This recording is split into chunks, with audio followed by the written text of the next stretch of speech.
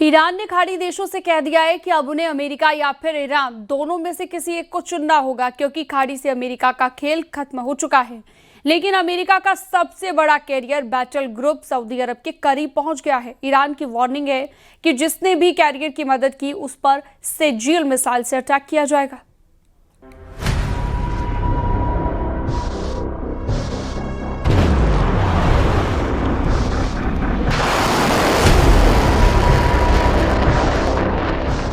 Sejjil को Israel के खिलाफ लॉन्च किया, दूसरी तरफ एक और सेजिल लॉन्च किए जाने को तैयार है।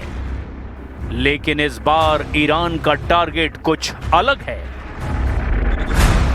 सेजिल से पहले इजराइल पर वार किया, अब इसका टारगेट बन सकता है सऊदी अरब, क्योंकि ईरान ने अमेरिका को लेकर सऊदी अरब के खिलाफ बहुत बड़ी वार्निंग जारी कर दी है। वार्निंग इस अमेरिकी बैटल ग्रुप को लेकर जो इस वक्त सऊदी अरब के पश्चिमी तट पर यानी लाल सागर में जद्दा पोर्ट के करीब है। और इस अमेरिकी जंगी बेड़े को लेकर ईरान की चेतावनी से मोहम्मद बिन सलमान की बेचैनी 10 गुना बढ़ चुकी है। IRGC यानी रिवोल्यूशनरी गार्ड्स ने कहा कि अमेरिका के aircraft carrier USS Gerald Ford की मदद करने वाला हर अड्डा ईरान के टारगेट पर होगा। USS जेराल्ड फोर्ड इस वक्त सऊदी अरब के शहर जिद्दा के आसपास लाल सागर में मौजूद है। ये लाल सागर का रास्ता है जो भूमध्य सागर को हिंद महासागर से जोड़ता है। यमन के बाब अल मंदब का गलियारा भी देख लीजिए, जो पश्चिम एशिया का दूसरा बड़ा चोकिंग पॉइंट है। हॉर्मूज की तरह यहां भी अमेरिका और इजरायली जहाजों को खतरा है। चीन से आई एक सैटेलाइट रिपोर्ट बताती है कि अमेरिका का फोर्ड कैरियर अभी सऊदी अरब के तट से 100 किलोमीटर दूर है, लेकिन नेवी के लिए यह फासला ज्यादा नहीं होता। उसे जेद्दा पोर्ट से मदद तो मिल ही सकती है। कुल मिलाकर ईरान पर हमले के लिए अमेरिका के 2 एयरक्राफ्ट कैरियर तैनात हैं।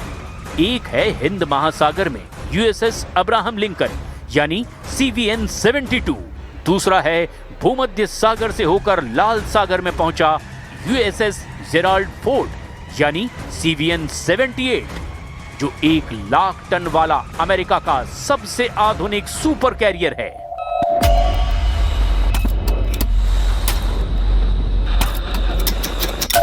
दोनों ही कैरियर स्ट्राइक ग्रुप में गाइडेड मिसाइल डिस्ट्रॉयर हैं।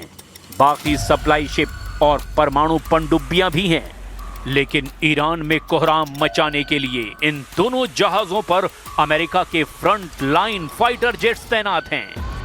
पहला है F-35 लाइटनिंग, जो एक स्टेल्थ फाइटर जेट है। दूसरा है FA-18 सुपर हॉर्नेट, जो अमेरिकी नेवी की सबसे बड़ी ताकत माना जाता है। इसी ताकत को ईरान के लिए बड़ा खतरा माना जा रहा है। लेकिन ये कैरियर बैटल ग्रुप बिना किसी इलाकाई मदद के ऑपरेट नहीं कर पाएंगे, यानी इन्हें ईंधन और बाकी रसद के लिए आसपास के सहयोगी देशों का साथ जरूर चाहिए होगा। अब बड़ा सवाल ये है कि अगर अमेरिका को सऊदी अरब की मदद मिलने पर ईरान अपनी मिसाइलें तान देता है और इसका सबसे बड़ा टारगेट जिद्दा बनता है, तो आगे क्या होगा? ईरान की मिसाइल सऊदी अरब के इस पोर्ट सिटी तक पहुंच सकती है और यहां से यमन भी बहुत करीब है, जहां से हूथी मिलिशिया भी ईरान की मदद करने के लिए सीधे जिद्दा और अमेरिकी बैटल ग्रुप को टारगेट कर सकते हैं। इस तरह से अमेरिका और उसके खाड़ी वाले साथी 2 चोक पॉइंट पर घिर गए हैं। एक है हॉर्मूज और दूसरा है बाब अल मंदब। दोनों ही जगह अमेरिका और उसके साथी खाड़ी देशों की गले की फांस बन चुके हैं। हॉर्मूज पर ईरान का पहरा है और अब बाब अल मंदब भी दूसरा चोकिंग पॉइंट बनने जा रहा है। इससे पहले ईरान दावा कर चुका है कि कैरियर अब्राहम लिंकन पर उसने जब हमला किया तो वो ओमान की खाड़ी से दूर हटने को मजबूर हो गया। अगर ये बात सच है तो लाल सागर में भी अमेरिका का बेड़ा बहुत ज्यादा अलर्ट रहेगा। हालांकि सऊदी अरब बीच में होने की वजह से वहां का एयर डिफेंस कैरियर को बचाने में पूरी मदद करेगा। ये बात ईरान भी बहुत अच्छी तरह से जानता है। कतर, संयुक्त अरब अमीरात, बहरीन और कुवैत में हमले करके ईरान बार बार कसम खा रहा है, ईरान इन देशों में अमेरिका के एक एक अड्डे को मिट्टी में मिला देगा। खाड़ी देशों में ईरान जिस तरह से आक्रामक है, उसने वहां की सरकारों को बहुत ज्यादा तनाव दे दिया है। We've borne the brunt of most of the missiles and drone attacks, and it's really quite surprising for us that Iran has taken such an irrational path to fight the Gulf states and act in this quite unlawful, quite unacceptable manner. सबकी नजर इस वक्त Iran की मध्यम दूरी तक मार करने वाली मिसाइलों पर है। ये मिसाइलें अब तक इजराइल के शहरों पर फट रही हैं, वहां के सैन्य अड्डों को टारगेट कर रही हैं। तेल अवीव और हाइफा में कई ऐसी जगहों पर मिसाइल गिरी है जिसके बारे में तो नेतन्याहू ने भी नहीं सोचा था। ईरान के विदेश मंत्री ने कहा है कि इस युद्ध को अंत तक ले जाएंगे। अमेरिका और इजराइल की हार तय है और ईरान सीज फायर बिल्कुल नहीं चाहता। ईरान के इन तेवरों ने खाड़ी देशों को बहुत ज्यादा परेशान कर दिया है, क्योंकि जो अरब देश अब तक अमेरिका को अपनी सुरक्षा की गारंटी मानते थे और जिन्होंने अमेरिकी सेना को अपनी जमीन पर अड्डे बनाने दिए, वो इस जंग में बुरी तरह फंस चुके हैं। Quite the contrary.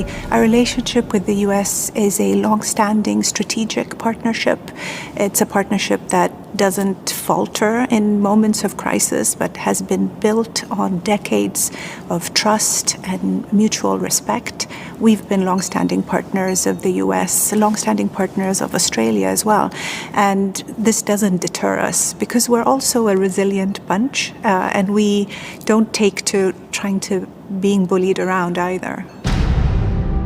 ईरान का युद्ध लंबा चलने वाला है। ईरान की सेना अब ये युद्ध ट्रंप और नेतन्याहू को पूरी तरह थकाने के लिए लड़ रही है और इसमें उनकी खतरनाक मिसाइल सबसे बड़ी भूमिका अदा कर रही है। अभी तक ईरान ने कौन-कौन सी मिसाइलों से इजराइल पर अटैक किया है, ये भी देखिए। ईरान की मिसाइल खुर्रम शहर, रेंज 2000 से 3000 किलोमीटर तक। शहाब 3 बैलिस्टिक मिसाइल, रेंज 1600 से 2000 किलोमीटर तक। Sejjil ballistic missile, range 2000 kilometre. Ghadir missile और इमाद मिसाइल, दोनों की रेंज 1800 किलोमीटर। जून 2025 में हुए युद्ध के बाद ईरान ने अपनी मिसाइल ताकत को फिर से बढ़ाया है, उन्हें और ज्यादा खतरनाक बनाया है। ईरान ने ऐसी मिसाइल तैयार की है जो इजराइल और अमेरिका के अड्डों को ध्यान में रखकर बनाई गई है। इनमें सबसे खतरनाक ईरान की 3 नई मिसाइल हैं जो तेज हैं और इजराइल के रडार सिस्टम को चकमा देना जानती हैं। ईरान की फतह हाइपरसोनिक मिसाइल, रेंज करीब 1500 किलोमीटर। ईरान की हज कासिम मिसाइल, जिसकी रेंज भी 1500 किलोमीटर के आसपास है। ईरान की खैबर शिकन मिसाइल भी इजराइल को अपनी रेंज में रखती है। कुल मिलाकर ईरान के पास 8 तरह की मिसाइल बड़ी खास मिसाइल हैं जो इजराइल के एक इंच को कवर करती हैं। ईरान के टारगेट पर इस वक्त इजराइल के कम से कम 25 ठिकाने हैं। इनमें परमाणु अड्डे भी हैं, इनमें मिलिट्री बेस भी हैं और साथ में खाड़ी में अमेरिका के अड्डे भी हैं जिन पर बमबारी जारी है। ईरान के इन हमलों ने यूएई को काफी संकट में डाल दिया है।